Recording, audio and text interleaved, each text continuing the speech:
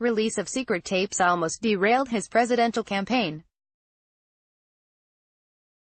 Trump's obsession with the unfounded idea he was being wiretapped by former President Barack Obama, and his concern about rumors he was secretly videotaped by the Russians, now feed strangely into the development that he actually was secretly recorded by his lawyer and at least one aide.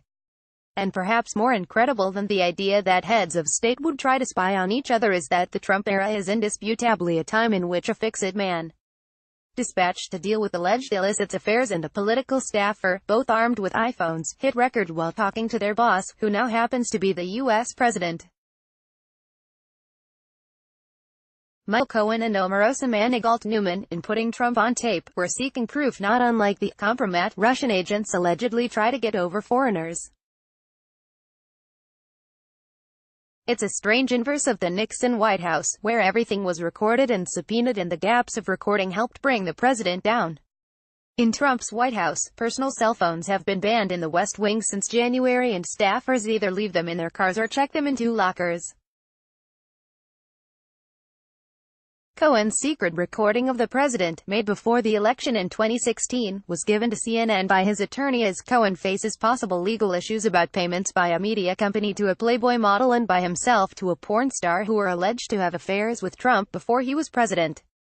One of the more persistent paranoias Trump has put forth repeatedly on Twitter is that his phone calls were secretly recorded by former President Obama.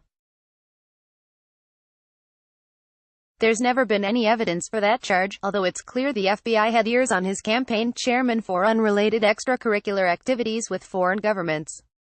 When Trump said on Twitter there might be secret tapes of his conversations with James Comey, it seemed like a joke or a troll. James Comey better hope that there are no tapes of our conversations before he starts leaking to the press, Trump said on Twitter in May of 2017. It still commanded days of media coverage until the White House was forced to admit there actually probably weren't any tapes, and it also enabled Comey to bring the word "Lordy" into common usage for a while. "Lordy, I hope there are tapes," Comey testified under oath. And tapes there are. Tapes and tapes. Just not of Trump and Comey. It's altogether unclear what else could spring from the secret archives of Cohen or Manigault-Newman, who said she needed the insurance of secret recordings, despite the serious security implications. "This is a White House where everybody lies," she told NBC News. It's certainly true there are often different versions of the same event. Like when Trump besmirched Haiti and countries in Africa, aggravating lawmakers and jeopardizing immigration legislation. It can be hard to know exactly what Trump said, especially without a tape to back it up. That's how Democratic Sen. Dick Durbin found himself giving press conferences and asking DHS Secretary Kirstjen Nielsen under oath if Trump did in fact use the word "shithole" to refer to those countries.